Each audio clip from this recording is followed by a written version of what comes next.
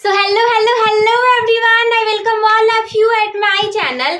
हो चुका है आपके दीदी का वेलकम बैक, और वो भी एक नए अंदाज में हमारे इस द हार्ट 1.2 बैच के इस साइंस के वीडियो में आप सभी का भरपूर स्वागत है। तो चलिए बिना देर करते हुए आज के इस वीडियो को शुरू करते हैं। देखिए आज के इस वीडियो में मैं आप लोग को क्या बताने वाली हूँ। इसके पहले मैंने जो साइंस वाला हमारा पोषण वाला न्यूट्रिशन वाला चैप्टर है उसके सारे टॉपिक को कवर करवा दिए हैं, और साथ में ही उसका वन शॉट भी दे दिया है ताकि आप लोगों को याद भी हो गया होगा सारा का सारा। तो आज हमारा सेकेंड वाला चैप्टर स्टार्ट होगा, जो कि वो भी जैव प्रक्रम का ही प्रकार है, लेकिन इसका सेकेंड वाला पार्ट है वो है श्वसन, रिस्पिरेशन। तो श्वसन में सबसे पहले हमें अपने ही श्वसन के बारे में पढ़ना है, यानी कि मानव में श्वसन के बारे में पढ़ना है। घबराने की, चिंता करने की बिल्कुल भी बात नहीं है। देखो एकदम शांति से रहो, ऐसे सांस लो, सांस को बाहर छोड़ो। हो गया श्वसन, पढ़ लिए पूरा चैप्टर, हो गया सब खत्म। अरे बस इतना सा ही तो पढ़ना है, इस पे और कुछ नहीं है। देखो कैसे, सबसे पहले आप सभी के पास नोज है, ये नाक तो है ना सभी के पास। सबसे पहले ये वायुमंडल है हमारा, इसमें से केवल ऑक्सीजन ही नहीं सारी गैसें अंदर जा रही हैं, केवल ऑक्सीजन तो है नहीं, यहाँ पे बहुत सारी गैसें होंगी। तो ये सबसे पहले नासा मार्ग। देखो क्या है ना कि ऐसे तो हम नाक बोल देंगे, लेकिन बायोलॉजी में जाओगे तो थोड़ा बहुत एडिटिंग करके उसका कुछ और नाम रख दिया जाता है। जैसे कि ऐसे मैंने नाक बोल दिया, बट बायोलॉजी में आपको नाक नहीं बोलना है, बायोलॉजी में आपको इसी चीज को नासा मार्ग बोल देना है। तो सबसे पहले आप चाहे जैसा एक ऐसा इंसान बना लोगे, और ये ना कुछ भी बना सकते हो, मतलब मैंने ऐसे ही बना दिया, हो सकता है कि अच्छा ना हो, जैसा भी हो, तो इस पे ध्यान नहीं देना है, ध्यान पढ़ने पे देना है। सबसे पहले वायु जो रहेगी हमारी वो ऐसे नासा मार्ग में जाएगी। इसके बाद देखो हमारा यहाँ पे ये क्या है, ग्रसनी। कहाँ है, आप खाना खाते हो जहाँ से। देखो दो होता है हमारा, एक होता है फूड पाइप, एक होता है विंड पाइप। विंड पाइप यानी कि ग्रसनी आप हवा लोगे, और देखो फूड पाइप होता है आहार नाल, जिसमें से कि आपका भोजन जाता है। तो दोनों पाइप ऐसे सेम लगे होते हैं, समझ जाओ, एक ये पाइप है तो एक ये वाला पाइप, दोनों पाइप ऐसे सेम लगे होते हैं। लेकिन ये खाने वाले पाइप के बारे में तो हमें पढ़ना नहीं है, हमें पढ़ना है श्वसन वाले के बारे में। तो हम इसी वाले पाइप को बनाएंगे, हमने उसे बनाया ही नहीं है ताकि आप लोग को कंफ्यूजन ही ना हो। तो फिर यहाँ से हमारे ग्रसनी से होते हुए ये नीचे जाएगा, कहाँ, श्वास नली में। इसी में आहार नल मत बना देना, पाचन तंत्र नहीं श्वसन तंत्र पढ़ रहे हो आप लोग, ध्यान रखना।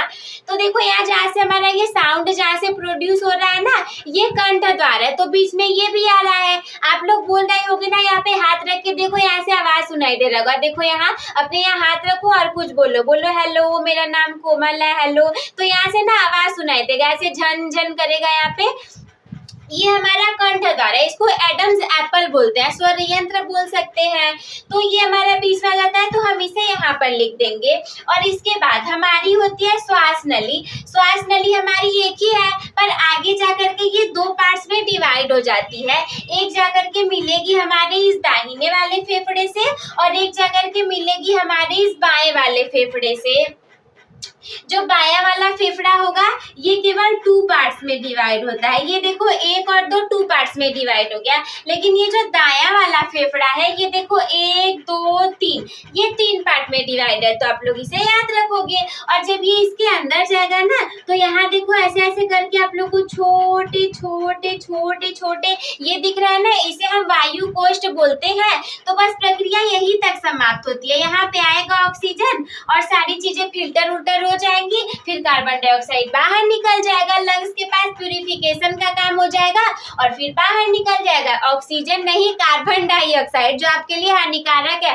ऑक्सीजन तो आपके लिए अच्छा है ना, तो ऑक्सीजन तो हमारे बॉडी में चला जाएगा। देखो यहाँ हमारे पास हृदय है, कितने लोग को पता नहीं होता कि अरे हार्ट कहाँ होता है बॉडी में। 2 लंग्स है, ये 2 लंग्स हो गए, इन्हीं दोनों के बीच में यहाँ पे हार्ट होता है हमारा, एक मुट्ठी के ऐसे आकार का, और यहाँ पे नीचे एक ऐसे तंतु पट या डायफ्राम लगा रहता है। ये ऐसे बॉडी से बाहर मत निकाल दीजिएगा मेरी तरह, ये आप लोग को इतना बड़ा बनाना है बॉडी की तरह। तो आई होप कि आप लोग को ये तो समझ में आ ही गया होगा। देखो सबसे पहले मानव में श्वसन की बात की जाए तो श्वसन आखिर हम कहते किसे हैं। श्वसन हम कहेंगे वायुमंडल में उपस्थित गैसों को अपने अंदर ले लेना, और उसमें से ऑक्सीजन हमारे अंदर चली जाएगी, और बाकी सारी जो वेस्ट मटेरियल वेस्ट गैसें रहेंगी वो बाहर निकल जाएंगी। हो गया हमारा की प्रक्रिया बहुत आसान सा है। मानव में श्वसन की बात की जाए तो ऐसा नहीं है कि आप यहाँ स्किन से चाहे जहाँ से श्वसन कर लोगे। इसके लिए ना आपको कुछ विशिष्ट श्वसन अंगों की आवश्यकता पड़ेगी। और उन विशिष्ट श्वसन अंगों में क्या आएगा? उन विशिष्ट श्वसन अंगों में देखो, जैसे हमारे सामने नासा मार्ग है, ग्रसनी है, कंठद्वार है, श्वास नली है, बायां फेफड़ा, दाहिना फेफड़ा, तो ये सारी चीजें आती है। यही सारे मिल करके हमारे श्वसन अंग होते हैं। और जब हम इन्हीं सारे श्वसन अंग को मिला देंगे ना तो ये बन जाएगा श्वसन तंत्र। तो इसी को हम लिख सकते हैं मानव श्वसन तंत्र।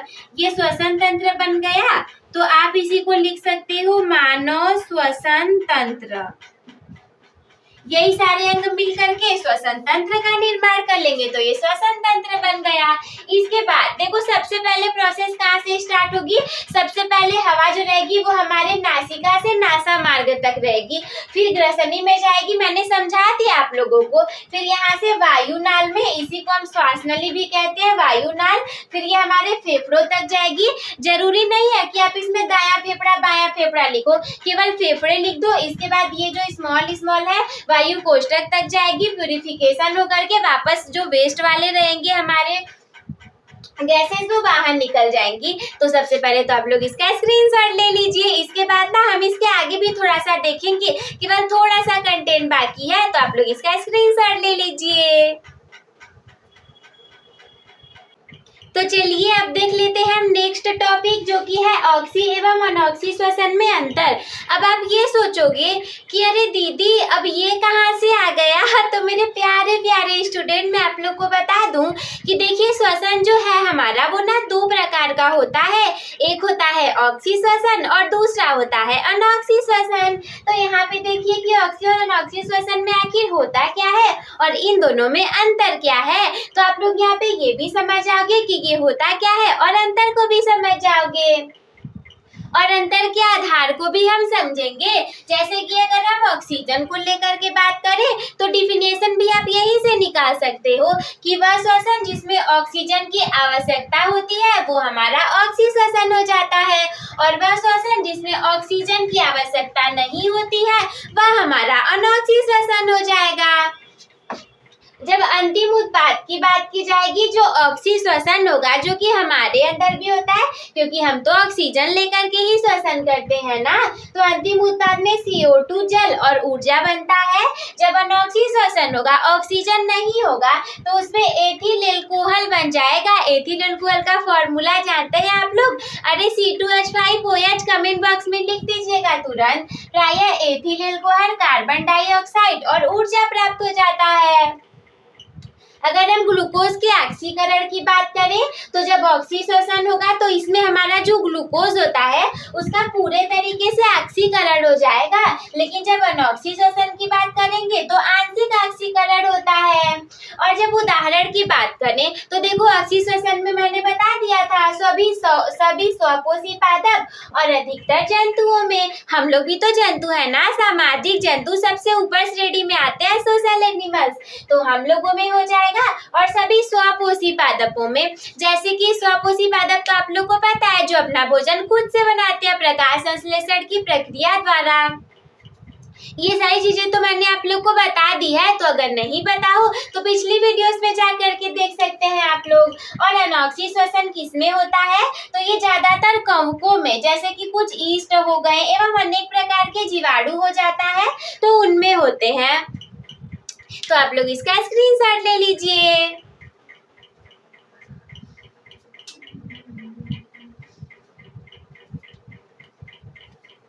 Then I hope, dear student, that you all will be able to understood all these things. At last, what you people have to do is start your topper becoming journey with the topper by subscribing the channel. Also, you can like the video, share with your friends. If there is any doubt in your mind, then you can comment me. Take care. Bye bye. I will see you in the next video.